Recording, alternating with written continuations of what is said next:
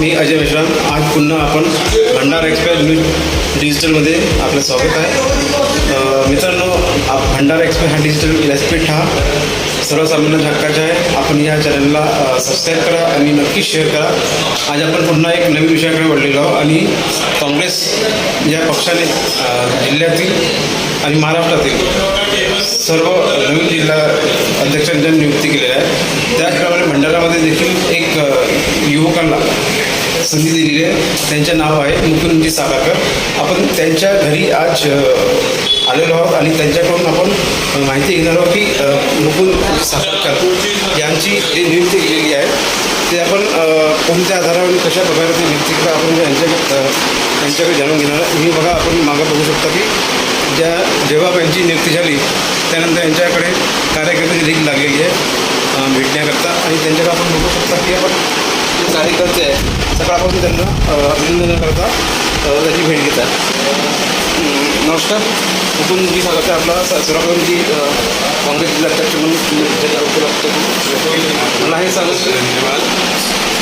सांगा की आपण जे जिल्ह्यातून आज बनले आपण त्यामध्ये आपण कसे बघता काँग्रेसने तुम्हाला एक युवकाला संधी दिली, काय वाटतं तुम्हाला? बघा, सर्वप्रथम मी आमचे नेते राहुलजी गांधी खडगे साहेब, सोनिया गांधी, आमचे प्रांताध्यक्ष हर्षवर्धन सपकाळ साहेब, विजय वडेट्टीवार साहेब आणि आमचे जिल्ह्याचे नेते नानाभाऊ पटोले या सर्वांचा धन्यवाद करतो की त्यांनी एवढी मोठी जबाबदारी एका 32 वर्षाच्या युवकावर सोपवली आहे. आणि बघा, सृजन संघटनाच्या मार्फत आमचे नेते राहुलजी गांधी यांनी चांगला निर्णय घेतला की तळागाळातला कार्यकर्ता हा या उच्च स्थानावर आणि जिम्मेदारीच्या पदावर बसला पाहिजे, जेणेकरून एक निष्ठावंत कार्यकर्ता जर या पदावर बसला तर काँग्रेसच्या कार्यकर्त्यांना त्याच्यामार्फत न्याय देता येईल, पक्षाला बळकट करता येईल. त्याकरता मी आमचे नेते राहुलजी गांधी यांचा खूप खूप आभारी आहे. माझ्या नियुक्तीचा जो प्रश्न आपण केला तर मी 4थ्या पिढीचा काँग्रेस पक्षाचा कार्यकर्ता आहे. माझ्या आजोबांपासून वडिलांपासून प्रत्येक पिढी आमची एक पक्षाशी एकनिष्ठ होती आणि पक्षासाठी वाटेल त्यावेळी उठून जाण्याचा कार्य आम्ही आमच्या परिवारातर्फे, मीच नव्हे तर माझ्या परिवाराने पण खूप चांगल्या पद्धतीने केली. याची पोचपावती म्हणून हे आज जे मला पद मिळालं ते आहे. आणि हे मागील विधानसभेच्या निवडणुका असो, लोकसभेच्या निवडणुका असो, जिल्हा परिषदेच्या निवडणुका असो, अशा प्रत्येक निवडणुकीत संघटनात्मक दृष्टिकोनातून माझ्यावर भरपूर जबाबदाऱ्या मला देण्यात आल्या होत्या. त्या प्रत्येक जबाबदाऱ्या मी उत्तम पद्धतीने पार पाडल्या आणि ह्या सगळ्या गोष्टी पक्षाला माहिती होत्या.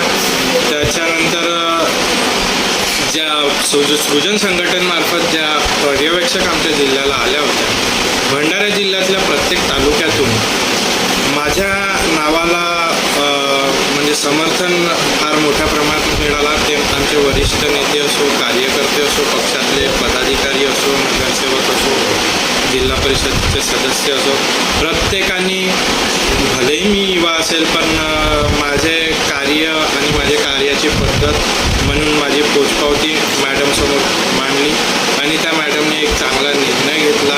पक्षात आणि पर्यवेक्षक म्हणून त्या आल्या होत्या.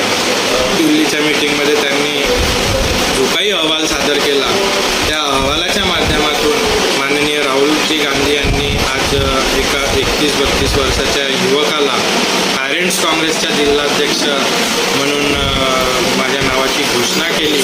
हे एक फार जबाबदारीचं पद आहे. मी आज आपल्या माध्यमातून पक्षश्रेष्ठींना हा संदेश देतो की येणाऱ्या काळात आपण दिलेली जबाबदारी हे मी उत्तमपणे पार पाडण्याचा पूर्ण प्रयत्न करेन.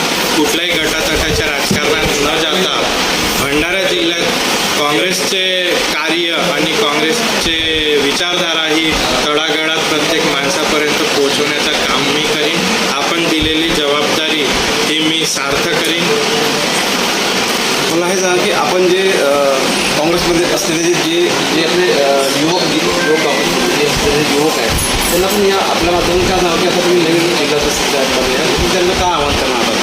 मी जिल्ह्यातच नव्हे तर राज्यातच नव्हे तर देशातल्या प्रत्येक युवकाला हा संदेश देतो की आज ही माझी नियुक्ती जी झाली आहे हे एक आमच्या पारिवारिक निष्ठेचा आम्हाला फळ मिळाला आहे. आजपर्यंत आम्ही कुठल्याही पदाची लालसा न करता फक्त पक्षाची सेवा केली आहे आणि निस्वार्थपणे साम दाम दंडभेद सगळं काही असो, कोणतीही निवडणुका असो, काही असो, प्रत्येक वेळी पक्षाला फक्तच सेवा देण्याचं काम केलं आहे आणि पक्षाने हे जे काही मला जबाबदारी दिली आहे मी आज या माध्यमातून युवकांना सांगण्याचा प्रयत्न करतो की पक्षात फार मोठे बदल आता होणार आहेत आणि पक्ष हा युवकांच्याच हातात येणार आहे. राहुल गांधी साहेबांनी जो सृजन संघटनच्या मार्फत ह्या नियुक्त्या करण्याचा निर्णय घेतला आहे याचं कारणच हे आहे की नवीन कार्यकर्ते म्हणजे जुन्या पिढीतले लोक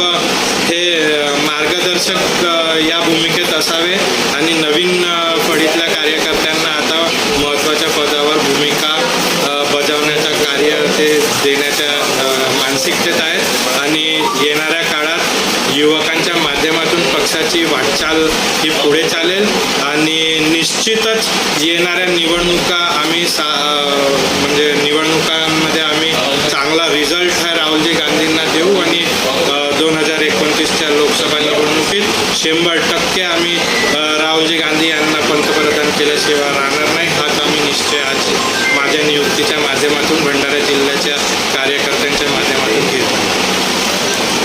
हे आहेत मुकुंदजी साखरकर जे नुकतेच जिल्हाध्यक्ष बनले आहेत काँग्रेसचे. ज्याप्रमाणे भाजपने देखील एक युवकाला देखील जिल्हाध्यक्ष बनवला त्याचनुसार काँग्रेसने देखील एक युवकाच्या जिल्हाध्यक्ष म्हणून पत्ता केला आहे. तर आता समोर बघूया की कोणता पत्ता जनतेवर घरी पडतो. मी अजय मिश्रा, भंडारा एक्सप्रेस डिस्ट्रिक्ट.